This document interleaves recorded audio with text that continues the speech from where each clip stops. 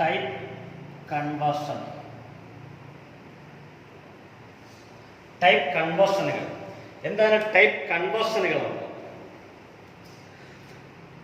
ഒരു എക്സ്പ്രഷൻസിൽ different types of data വരികയാണെങ്കിൽ, ഒരു എക്സ്പ്രഷനിൽ ഡിഫറെന്റ് ടൈപ്പ് ഓഫ് ഡാറ്റ വരികയാണെങ്കിൽ അതിനെ എങ്ങനെ മാനിപ്പുലേറ്റ് ചെയ്യും എന്നതിനാണ് നമ്മൾ ടൈപ്പ് കൺവേർഷൻ എന്ന് പറയുന്നത്. ഫോർ എക്സാമ്പിൾ, ഇപ്പം മൾട്ടിപ്പിൾ ഡാറ്റ ഉള്ള ഒരു എക്സ്പ്രഷൻസിൽ, ഫോർ എക്സാമ്പിൾ a+b/c/d, ഈ ഒരു എക്സ്പ്രഷൻസിൽ ഇവിടെ എ ബി സി ഡി എന്ന 3 വേരിയബിൾ ഉണ്ട്. ഈ 3 വേരിയബിളും 3 ടൈപ്പ് ആണെങ്കിൽ, നമ്മൾ മാത്സിലെ ബോഡ്മാസ് തിയറി പോലെ C++ൽ ഡിഫറെന്റ് ടൈപ്പ് ഓഫ് ഡാറ്റ വരുമ്പോൾ അതിനെ കൺവേർട്ട്, ഒരു ടൈപ്പിൽ നിന്നും വേറെ ടൈപ്പിലോട്ട് കൺവേർട്ട് ചെയ്യാൻ വേണ്ടിയാണ് ഈ ടൈപ്പ് കൺവേർഷൻസ് മെത്തേഡ്. ഇന്ന് 2 രീതിയിലാണ് C++ ടൈപ്പ് കൺവേർട്ട് ചെയ്യുന്നത്. ഒന്ന് implicit type conversion, implicit type conversion. 2 explicit type conversion. Implicit type കൺവേർഷനും എക്സ്പ്ലിസിറ്റ് ടൈപ്പ് കൺവേർഷനും C++ലെ ടൈപ്പ് കൺവേർഷനുകളെ 2 ആയിട്ട് ക്ലാസ് ചെയ്യാം. അപ്പോൾ in implicit type conversion, compiler is responsible for conversion. Implicit type conversion, compiler is doing the duty. Compiler is responsible for type conversion. ഈ കൺവേർഷനിൽ compiler ആണ് ഓട്ടോമാറ്റിക് ആയിട്ട്. ഫോർ എക്സാമ്പിൾ, ഇവിടെ ഡിഫറെന്റ് ടൈപ്സ് ഓഫ് ഡാറ്റ ഉണ്ടെങ്കിൽ, ഒന്ന് ഇൻറ്റിജറും ഒന്ന് ഫ്ലോട്ടും ഒന്ന് ഡബിളും ആണെങ്കിൽ, ഹയസ്റ്റ് സൈസ് ഓപ്പറേൻഡ് ഏതാണോ, ഇൻറ്റിജറും ഫ്ലോട്ടും ഉണ്ടെങ്കിൽ അത് റിട്ടേൺ ചെയ്യുന്ന വാല്യൂ ഫ്ലോട്ട് ആയിരിക്കും. അതായത് ഹയസ്റ്റ് സൈസ് ഓപ്പറാൻഡ് ഏതാണോ അതിന്റെ വാല്യൂ ആയിരിക്കും റിട്ടേൺ ചെയ്യുന്നത് എന്നർത്ഥം. അതുകൊണ്ട് തന്നെ ഇതിനെ ടൈപ്പ് പ്രൊമോഷൻ എന്നും പറയും. ഇംപ്ലിസിറ്റ് ടൈപ്പ് കൺവേർഷനെ ടൈപ്പ് പ്രൊമോഷൻ എന്നാണ്. Type promotion, implicit type conversion is done by the compiler internally. Compiler is responsible for conversion, type conversion and implicit type conversions. If different types of data variganaങ്കിൽ അത് highest size operand ടൈപ്പിലോട്ട് convert ചെയ്യും. Compiler തന്നെ highest size ആണ് type promotion എന്ന് പറയും. Type promotion എന്നറിയപ്പെടും. അപ്പോൾ compiler is responsible for doing implicit type conversion because highest size operand ഏതാണോ അതിന്റെ ടൈപ്പിലോട്ട് കമ്പൈലർ കൺവേർട്ട് ചെയ്യുന്നതാണ് ഇംപ്ലിസിറ്റ് ടൈപ്പ് കൺവേർഷൻ. അതുകൊണ്ട് തന്നെ ടൈപ്പ് പ്രൊമോഷൻ എന്നറിയപ്പെടും. എക്സ്പ്ലിസിറ്റ് ടൈപ്പ് കൺവേർഷൻ എന്ന് പറഞ്ഞാൽ ഇത് is done by the user. അപ്പം യൂസർ ആണ് implicit type conversion. User is responsible for conversion. User ആണ് conversion responsible. Here the user determines the destination data type. For example, A by B, A by B എന്നുണ്ട്. അപ്പം ഇത് രണ്ടും, for example എയുടെ value രണ്ടും integer type value ആണെങ്കിൽ, എയും ബിയും ഇൻറ്റിജർ വാല്യൂ ആണ്. എ ഒരു ഇൻറ്റിജർ വാല്യൂ ആണ്, ബിയും ഒരു ഇൻറ്റിജർ വാല്യൂ ആണ്. അപ്പൊ A by B എന്ന് എഴുതുമ്പോൾ 5/2. അപ്പൊ A 5 ആണ്, B 2 ആണ്. നമുക്കറിയാം 5/2 എന്ന് പറയുന്നത് ആൻസർ പോയിന്റ് കിട്ടത്തില്ല, കാരണം എയും ബിയും ഇൻറ്റിജർ ആയതുകൊണ്ട്. അങ്ങനെ വരുമ്പോൾ ഇവിടെ ഈ ബി എന്ന് പറയുന്ന വേരിയബിളിനെ നമുക്ക് ടെമ്പററി ആയിട്ട് ഫ്ലോട്ട് ആക്കി മാറ്റാം. അതിനുവേണ്ടി വിത്തിൻ പാരാന്തീസിനകത്ത് ബി എന്ന് കൊടുത്താൽ ഇതാണ് എക്സ്പ്ലിസിറ്റ് ടൈപ്പ് കൺവേർഷൻ. ഇവിടെ A by float B എന്ന് പറഞ്ഞാൽ ബി എന്ന് പറയുന്ന ഒരു ഇൻറ്റിജർ ടൈപ്പ് വാല്യൂ ആണ്, എ എന്ന് പറയുന്ന ഇൻറ്റിജർ ടൈപ്പ് വാല്യൂ ആണ്. രണ്ടും ഇൻറ്റിജർ ആയതുകൊണ്ട് റിസൾട്ട് ഇൻറ്റിജർ ആയിരിക്കും. അപ്പോൾ ഇതിനെ ഒന്നിനെ ടെമ്പററി ആയിട്ട് കൺവേർട്ട് ചെയ്ത് ഫ്ലോട്ട് ആക്കാൻ ഏതിനെയാണോ കൺവേർട്ട് ചെയ്യാനുള്ളത് ആ കൺവേർട്ട് ചെയ്യേണ്ട വേരിയബിളിന്റെ മുമ്പിൽ വിത്തിൻ പാരാന്തീസിസ് ബ്രാക്കറ്റിനകത്ത് കൺവേർട്ട് ചെയ്യേണ്ട ഡാറ്റ ടൈപ്പിന്റെ നെയിം എഴുതിയാൽ മതി. ഫ്ലോട്ട് ആണെങ്കിൽ ഫ്ലോട്ട്, ഇപ്പം 5 ഇതിന്റെ അർത്ഥം 2.0 എന്ന് അർത്ഥം. അതിനെ ഫ്ലോട്ട് ആയിട്ട് ടെമ്പററി ആയിട്ട്, അതുകൊണ്ട് തന്നെ നമുക്ക് ആൻസർ കറക്റ്റ് കിട്ടും, 2.25 എന്ന് കിട്ടും. ഇല്ലെങ്കിൽ 2 എന്ന് മാത്രമേ ആൻസർ കിട്ടൂ. അപ്പോൾ 5 ഇത് ഫ്ലോട്ട് ഉപയോഗിച്ചില്ല എങ്കിൽ 2 എന്ന് മാത്രമേ ആൻസർ കിട്ടൂ. ഫ്ലോട്ട് ബി എന്ന് പറഞ്ഞത് അതിനർത്ഥം ഈ എക്സ്പ്രഷൻസിൽ ഇതിനെ ഈ ബി എന്ന വേരിയബിളിനെ കൺവേർട്ട് ചെയ്ത് ഫ്ലോട്ട് ആയിട്ട് മാറ്റാൻ വേണ്ടിയാണ് explicit type conversion method use ചെയ്യുന്നത്. അപ്പോൾ explicit type conversion method is done by the user.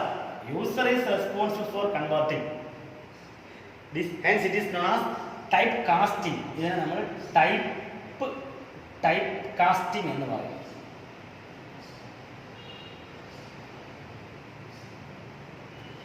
അപ്പോൾ implicit type conversion is otherwise called type promotion.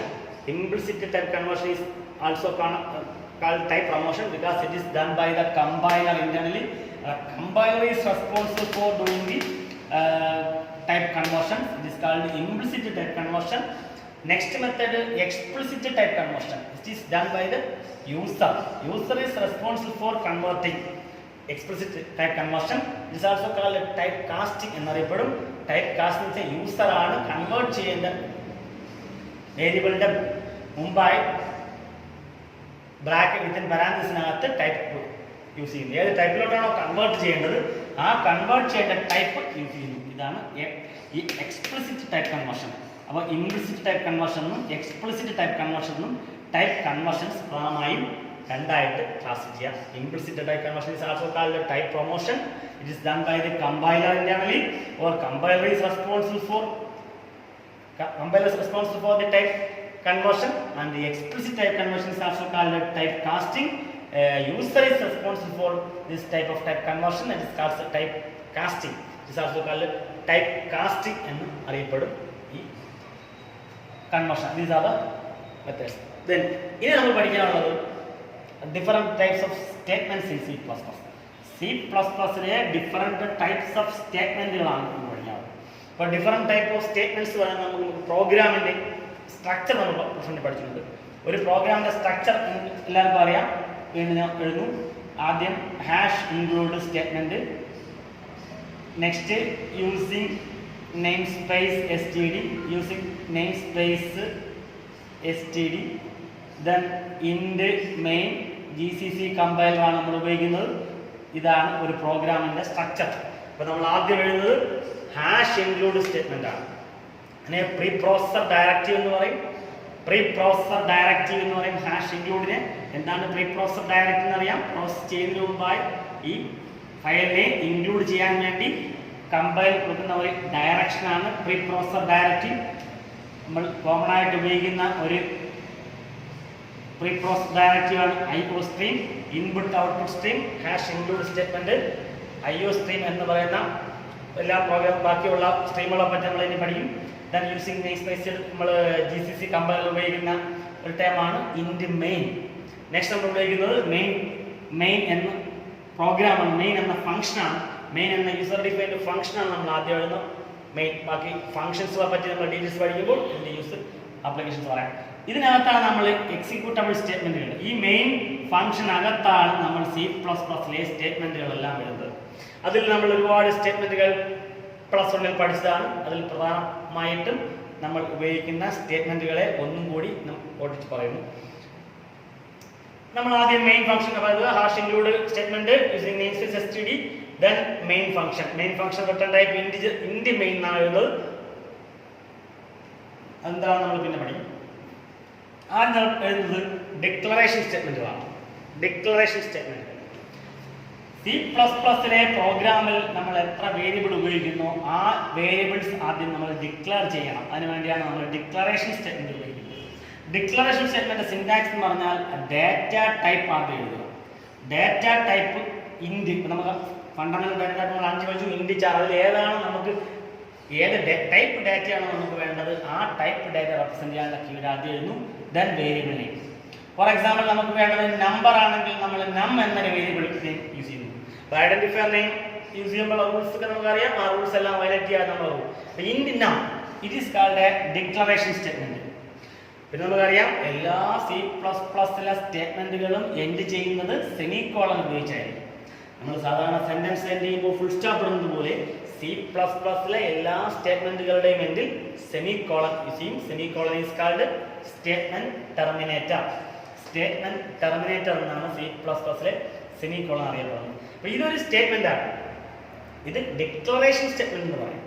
പ്രോഗ്രാമിൽ എത്ര വേരിയബിൾ നമ്മൾ ഉപയോഗിക്കുന്നു. ഇപ്പോൾ 2 വേരിയബിൾ ഉണ്ടെങ്കിൽ നമുക്ക് പിന്നെ കോമ എന്ന സെപ്പറേറ്റർ ഉപയോഗിച്ച് ഫോർ എക്സാമ്പിൾ 2 നമ്പർ ഉണ്ടെങ്കിൽ ഒന്ന് num1 എന്നും 2 num2. num1 num2. Here we declare 2 variables. അപ്പോൾ ഈ ഡിക്ലറേഷൻസ് എന്ന് പറഞ്ഞാൽ പ്രോഗ്രാമിൽ ഉപയോഗിക്കുന്ന വേരിയബിളുകൾ ആവശ്യമായ മെമ്മറി അലോക്കേഷൻസ് ആണ് ഈ ഡിക്ലറേഷൻ സ്റ്റേറ്റ്മെന്റ്സ് എന്ന് പറഞ്ഞാൽ. ഇൻറ്റിജർ എന്ന് പറഞ്ഞാൽ നമുക്കറിയാം integer type value 4 bytes memory. അപ്പോൾ ഇങ്ങനെ ഒരു സ്റ്റേറ്റ്മെന്റ് ഡിക്ലെയർ ചെയ്യുമ്പോൾ കമ്പൈലർ എക്സിക്യൂട്ട് ചെയ്യുമ്പോൾ 4 byte memory for storing the value of num1 and another 4 bytes memory for storing the value of num2 will allocated. അപ്പോൾ റാമിൽ 4 ബൈറ്റ് മെമ്മറി വെച്ച് 2 memory allocations സംഭവിക്കുന്നു. നമ്മൾ store ചെയ്യുന്ന വാല്യൂ ഇതിനകത്ത് സ്റ്റോർ. ഒന്നിൽ കൂടുതൽ വാല്യൂ ഉണ്ടെങ്കിൽ നമുക്ക് വീണ്ടും കോമ ആയിട്ട് പറയാം. അതുപോലെ വേറെ ടൈപ്പ് ആണെങ്കിൽ വീണ്ടും നമുക്ക് അടുത്ത ടൈപ്പ് ആണ് നമ്മൾ ഡേറ്റ എങ്കിൽ വീണ്ടും അടുത്ത ടൈപ്പ് പറഞ്ഞ് നമുക്ക് വീണ്ടും അടുത്ത വേരിയബിൾസ് ഉപയോഗിക്കാം. അപ്പം ആവറേജ് ആണ് നമുക്ക് സ്റ്റോർ ചെയ്യാനുള്ളത്. അപ്പോൾ ആവറേജിന് നമുക്ക് AVG എന്നൊരു വേരിയബിൾ ഉപയോഗിക്കുന്നു. ഇത് അനദർ ഡിക്ലറേഷൻ സ്റ്റേറ്റ്മെന്റ് എന്ന് പറയും. This is called another declaration statement. We can also initialize values. Initialize values at the time of declaration. Declaration സമയത്ത് തന്നെ നമുക്ക് വാല്യൂ ഇനിഷ്യലൈസ് ചെയ്യാം. Four example num2 is equal to 5 ഇങ്ങനെ കൊടുക്കാം. Dynamic initialisation. ഇനിഷ്യലൈസേഷൻ എന്ന് പറയും വേരിയബിൾ ഡിക്ലറേഷൻ ടൈമിൽ തന്നെ നമുക്ക് വാല്യൂ അസൈൻ ചെയ്യാം. ഇതിനെ ഡിക്ലറേഷൻ അസൈൻമെന്റ് സ്റ്റേറ്റ്മെന്റ് എന്ന് പറയും.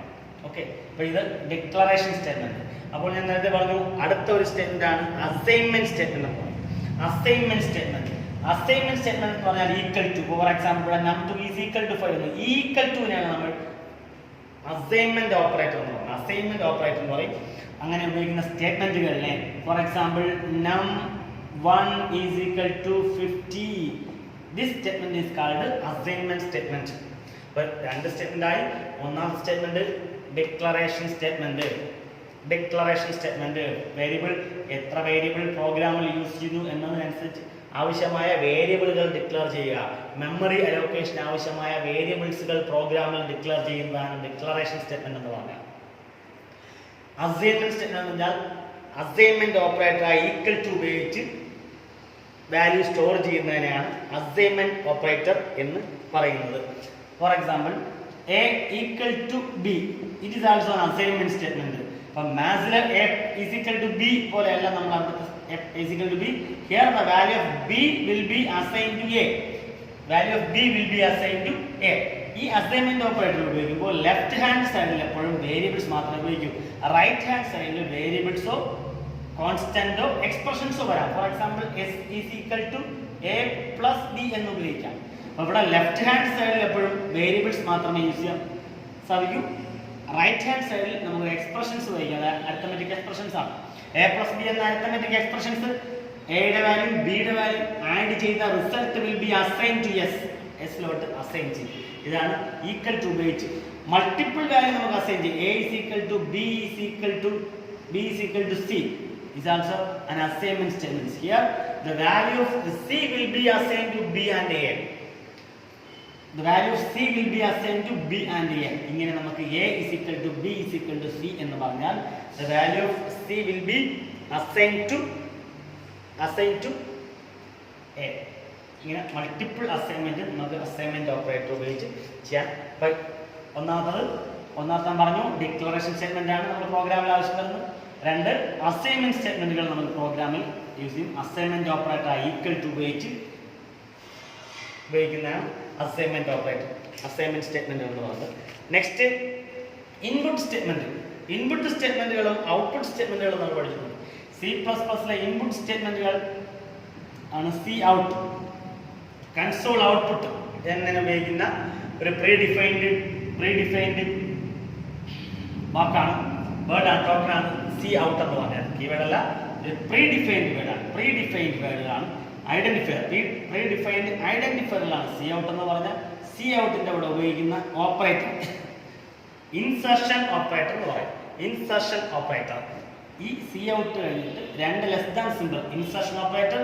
ഇനി നമുക്ക് എന്താണോ വേണ്ടത് ആ മെസ്സേജ് കൊടുക്കുക വിത്തിൻ ഡബിൾ കോട്ട്സ്.